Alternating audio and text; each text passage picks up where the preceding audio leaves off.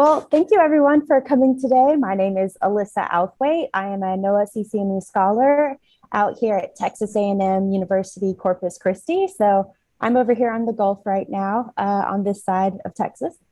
Today, we're going to be talking about some of the work I've been doing on oyster reefs out in Matagorda Bay, specifically how I'm using both community and trophic analysis to assess these different reefs and getting into some of integrated approaches as well. So this is going to be a constant theme throughout my talk, and you'll also see this little progress bar at the bottom here if you want to keep track of where we're at. But this community and trophic piece is so very important because this is how we're analyzing all of our data, and we often take these individually, and sometimes there isn't a lot of connection bringing them together. So today, and a lot of the work that I'm going to be doing in general is looking at these individually, but also connecting them. And just to give you an idea of what I mean specifically, I've got these little graphics here, but when I'm talking about community analysis, we're thinking those typical biomass, diversity, density type data. Whereas on the trophic side, I think a lot of you might be familiar with diet studies, particularly with stable isotopes. This could get into functional redundancy or overlap, if you will. But by combining these analyses together, we can really start to understand the overall structure and potential resource use within these communities. And I think that's a really important thing to be doing. So kind of getting into where I'm at and where this study is being conducted, I am in Texas again, the East Coast here, and I've got this little box zooming in over Matagorda Bay, specifically over my sampling sites, which are zoomed in on panel C. And the reef types that I'm going to be mentioning consistently throughout this talk are these open bay and fringing reef communities, of which I have a couple of different sites at each, but we're not going to be talking about site-specific stuff, just the bay or the reefs as a whole. So if I'm going to be talking about these reefs, I definitely want to give you an understanding of what I mean by open bay versus fringing. So these open bay reefs are subtidal reef habitats, and they're about 91 meters plus away from the shore. So my sites, specifically where I was conducting this study, were about 250 meters away from the shore.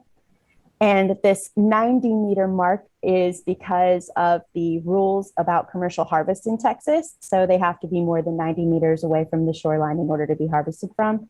So here, these reefs, the open bay ones that I'm referring to, are commercially harvested. And for those of you who are familiar with commercial harvest, you know it can be very destructive to the reefs themselves, causing a lot of reduced vertical structure, which I think is pretty easy to see from this picture. This almost just looks like gravel and not actual oyster shell. So it's really interesting to see what those effects look like.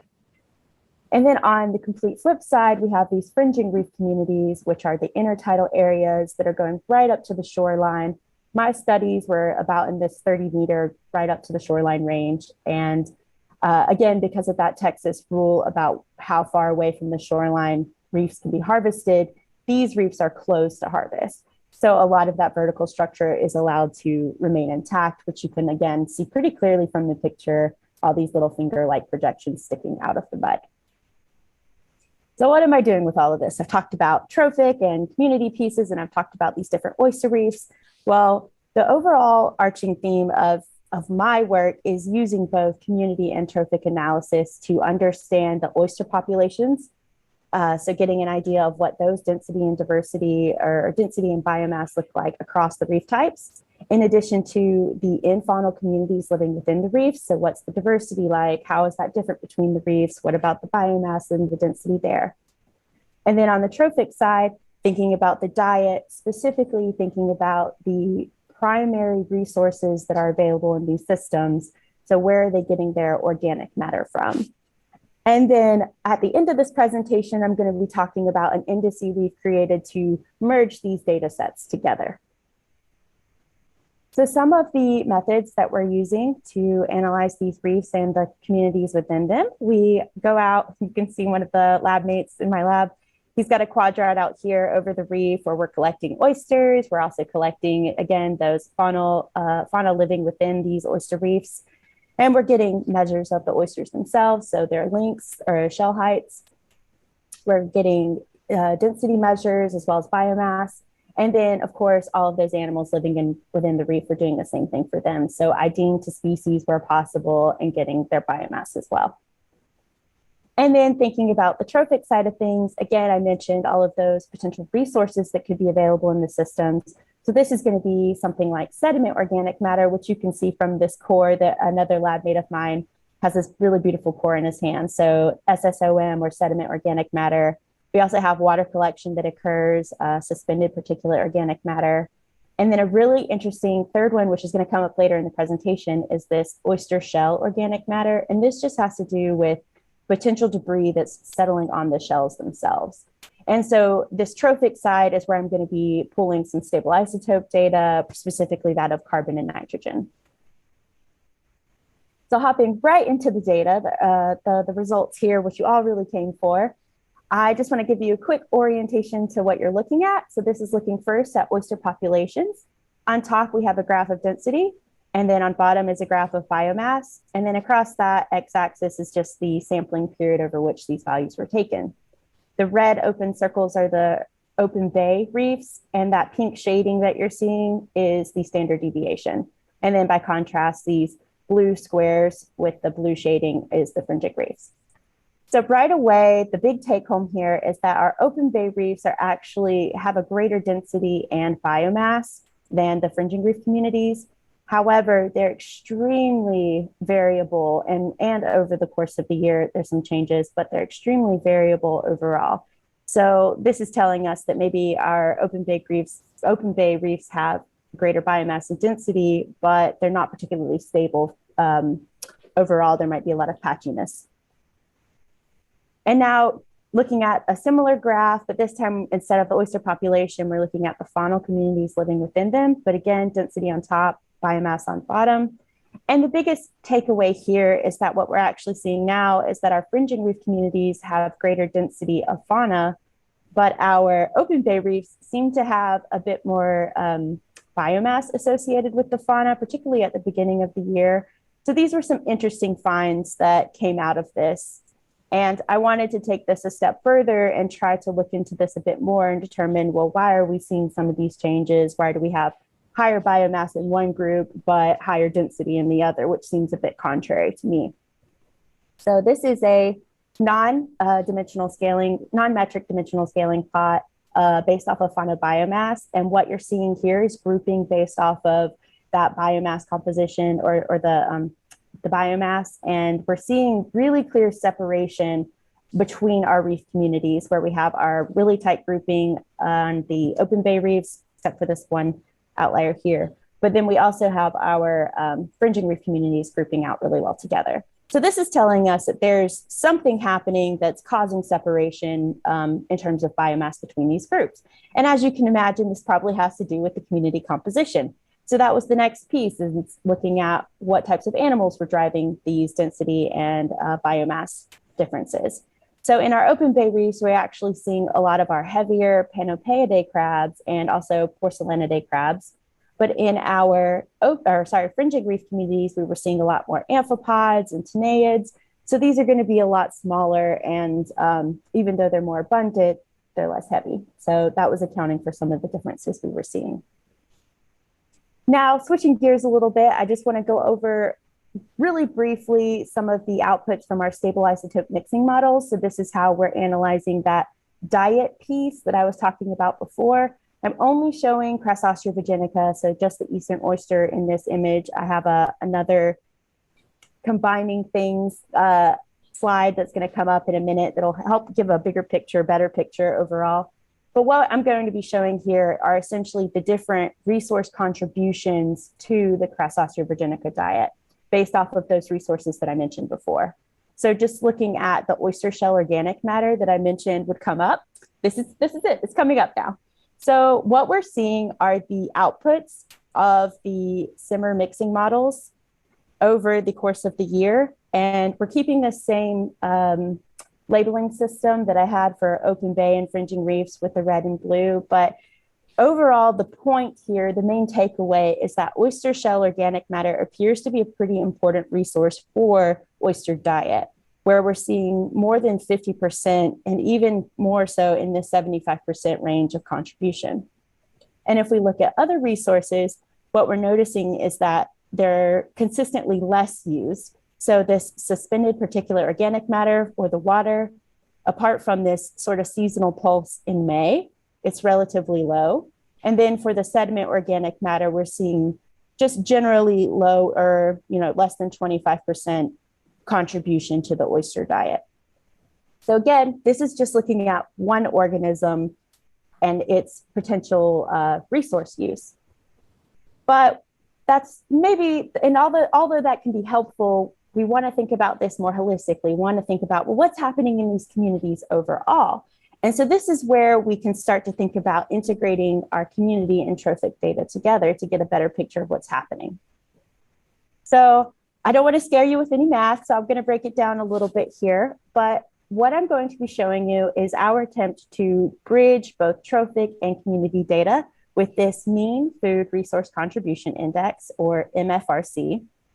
And essentially what we're doing here is we're taking the outputs from the posterior distributions from those mixing models. So this this MPD is just the mean posterior distribution for a specific consumer, and then multiplying it by the biomass of that same consumer.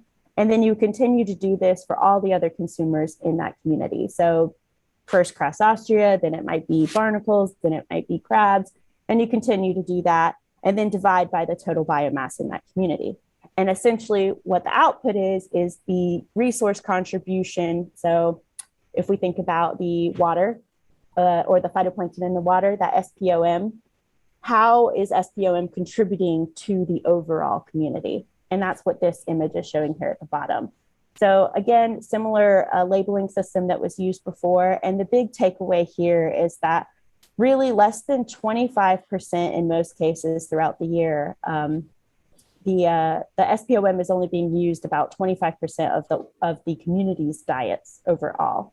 And then again, we want to continue to do this for the other resources. And we see a similar pattern to what we were seeing just with the oyster diet, but with the SSOM, where it's really low year round, there's not as much use of this sediment organic matter.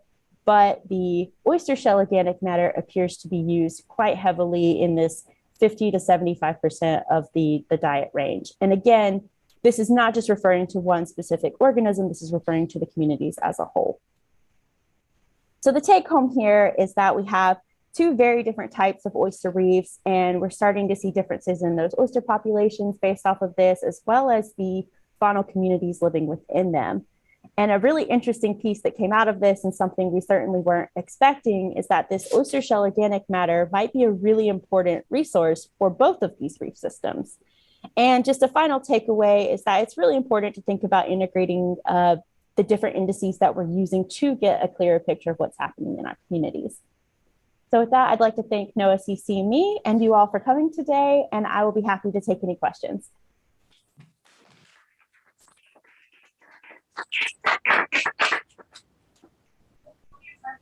So I'll try to just help Alyssa call on people from the group. Go ahead.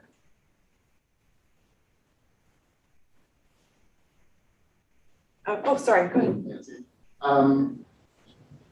Sorry, I'm trying to think how to say this. Can you hear me? Yes, I can hear you. Okay, nice.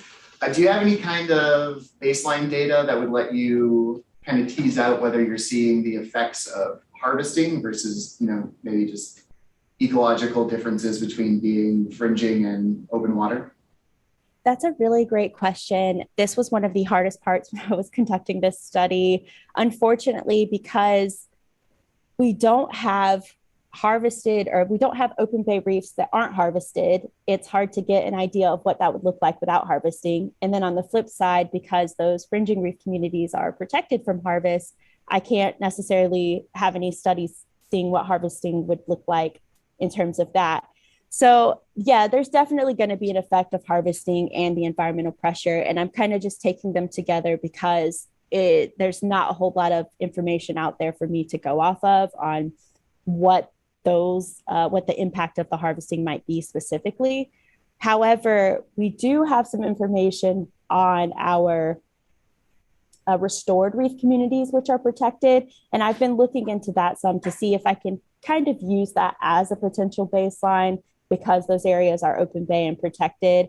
What I've seen are, from the brief bit that I've looked into, is that they are still typically dominated by Panopeidae crabs. So a similar trend that I was seeing as far as community composition, but the resource piece is a relatively newer one. So I don't have any data for that specifically on those restored protected reefs. Right. Alyssa, are you aware of any similar analysis that's been done on other Eastern oyster communities, particularly in the Gulf of Mexico? And how applicable do you think your analyses will be to some of the other places, like Apalachicola, for example? Are you referring to the community and trophic or the integration? The community and trophic. Okay. Yeah. I mean, there's lots of studies out there about community and trophic pieces. Another person who actually worked in this lab before me, he was looking at artificial reefs, but again, doing a similar type of study where they wanted to understand how are the artificial reefs in Texas potentially different community composition wise as compared to natural reefs, and looking at the sort of timeline to restoration and the sort of convergence of communities over time. So I've seen other studies do similar things. I think the integration piece is where we're taking it a little bit further, but I do think this is totally applicable to any other system. Obviously, this isn't just useful in Texas. I think we could think about this anywhere where we have populations that we want to study, but instead of just looking at the community or just looking at the trophic piece, using those together to get a better understanding specifically of resource use, which is really important from a management perspective. If we want to think about, well, if we have a degraded system or if we want to restore a system, what types of resources are going to be important to that community overall? And this might be a way to help gauge that. Thank you. Any more questions for Alyssa? Okay, we are in fact a couple of minutes ahead, and I see we still have all of our speakers, so I can open the floor to questions for any of our speakers.